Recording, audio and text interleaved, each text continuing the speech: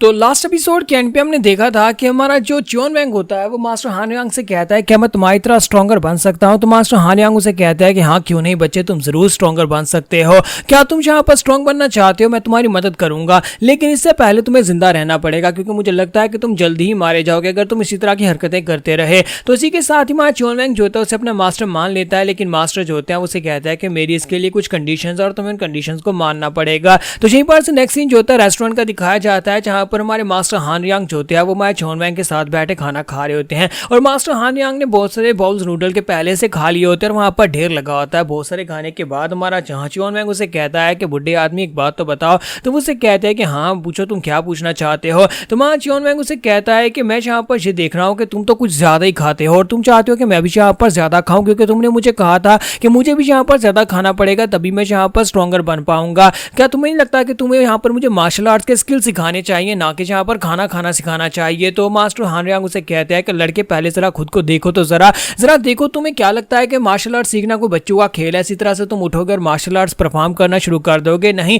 पहले तुम्हें यहाँ पर अपनी बॉडी का ध्यान रखना पड़ेगा। मैं तभी तुम्हें सिखाऊंगा जब तुम अपनी बॉडी को पहले बेहतर बनाओगे। सबसे पहले अपनी बॉडी को स्ट्रॉन्गर बनाया जाता है, उसी के बाद यहाँ पर मार्शल आर्ट्स को परफॉर्म किया जाता है। और ना ही मैं यहाँ पर तुम्हें अपना डिसाइपल बनाने वाला हूँ, ना ही मैं तुम्हारा कोई मास्टर बनने वाला हूँ, क्योंकि मेरे अपने डिसाइपल्स मेरे साथ धोखा कर चुके हैं, इसी वजह से अब मुझे कोई डिसाइपल नहीं चाहिए। तो च्योन वैंग कहता है लेकिन तुमने कहा था तुम मुझे सिखाओगे। तो मास्टर हान यांग कहता है कि मैंने कहा था मैं सिखाऊंगा, लेकिन मैं तुम्हारा मास्टर नहीं बनूंगा। अगर तुम मेरी तरह स्ट्रॉन्गर बनना चाहते हो तो मैं तुम्हें बता सकता हूँ कि तुम्हें क्या क्या करना है। उसके लिए तुम्हें यहाँ पर सबसे पहले अच्छी शेप में आना होगा। पिछले 10 साल से मैं जेल के अंदर बंद था और जेल से बाहर निकलने के बाद एक ही चीज ने मेरी बहुत ज्यादा मदद की अपने आप को दोबारा शेप में लाने के लिए, और वो खाना था। मैंने ढेर सारा खाना खाया ताकि मैं अपने आप को फिर से स्ट्रॉन्गर बना सकूं। तो मां च्योन वैंग उसे कहता है कि क्या वाकई में तुम्हारी बॉडी यहाँ पर पहले से शेप में आ गई है? तो इसी के साथ ही मास्टर से कहता है कि हाँ क्यों नहीं, तुम्हें बस यहाँ पर मुझे फॉलो करना चाहिए, तुम्हें बस यहाँ पर मुझे फॉलो करना है। कोई सवाल हो तो तुम पूछ सकते हो, लेकिन उससे पहले मैं तुमसे एक और बात कहना चाहता हूँ। तुम्हें यहाँ पर थोड़ा सा ध्यान देना पड़ेगा।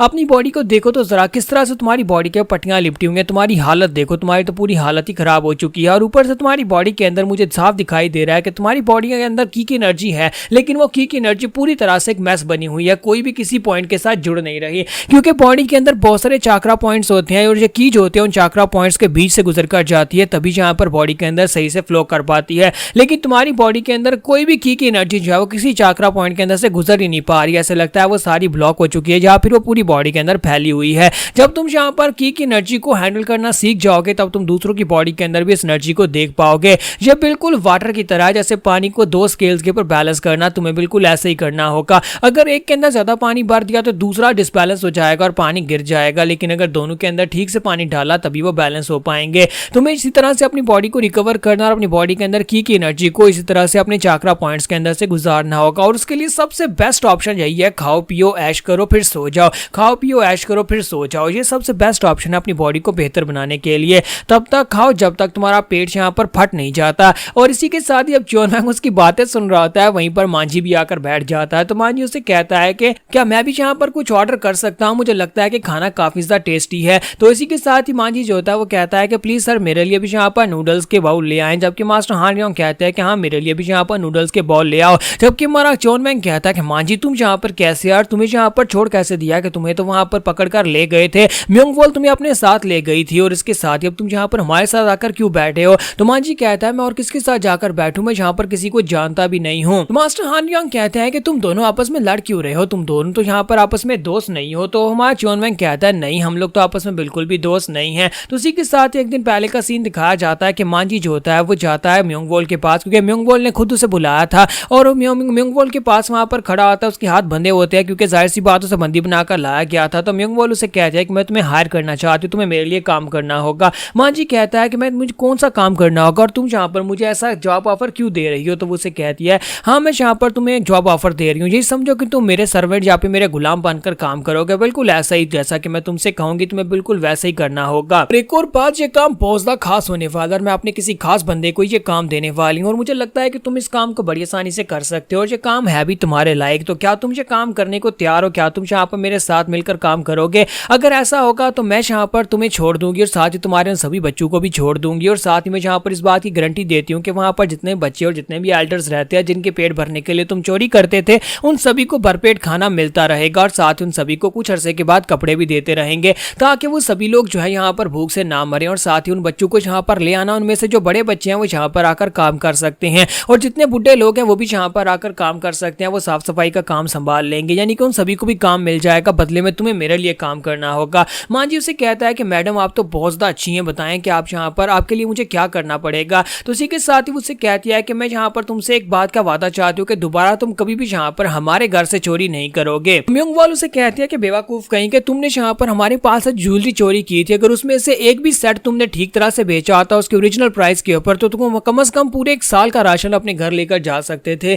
लेकिन तुमने यहाँ पर इतने हार चोरी किए थे, उन चोरी करने के बाद भी तुम्हारे घर के ऊपर बच्चे भूखे बैठे हुए थे, यानी तुम लोग सब्जियां पका रहे थे। इसका मतलब यह है कि उन दुकानदारों ने तुम्हें लूट लिया है जिनको तुम माल बेच कर आए हो। तो मां जी कहता है क्या वो इतने ज्यादा महंगे थे? तो म्योंगवाल उसे कहते हैं बेवकूफ कहीं कि वो बहुत ज्यादा महंगे थे, वो सारे के सारे मंत्रियों और मिनिस्टरों ने हमें दिए थे, इसी वजह से वो काफी ज्यादा महंगे थे, यहाँ तक कि एम्परर के ऑफिस से भी हमारे लिए कुछ हार आए थे। तुम सोच सकते हो कि वो कितने महंगे हो सकते हैं, इसलिए उन सभी लोगों ने तुम्हें बेवकूफ बनाया है। तुम्हारे पास चोरी करने के स्किल्स बहुत ज्यादा अच्छे हैं, लेकिन तुम्हारे पास यहाँ पर बार्गेनिंग के स्किल बिल्कुल भी अच्छे नहीं है, इसी वजह से मैं तुमसे यही कहूंगी कि तुम्हें फोकस करना होगा उस काम के ऊपर जो काम है तुम्हें देने वाली हूँ। तो मां जी बेचारा परेशान खड़ा होता और कहता है कि अब तुम यहाँ पर मुझसे साफ सफाई करवाओगी या फिर कपड़े धुलवाओगी, बताओ कि मुझसे क्या करवाना चाहती हो। अच्छा बताएं मैडम आप मुझसे क्या चाहती हैं। तो इसी के साथ ही हमारी मिस जो होती है वो उसे कहती है कि मैं यहाँ पर तुमसे एक बहुत ही खास काम करवाना चाहती हूँ। तो म्योंगवाल उसे कहती है लेकिन उसके लिए तुम्हें मेरे सपने के बारे में पता होना चाहिए। मेरा एक सपना है, वो सपना यह है कि मेरे पास बहुत सारा पैसा हो, मेरे पास पावर हो।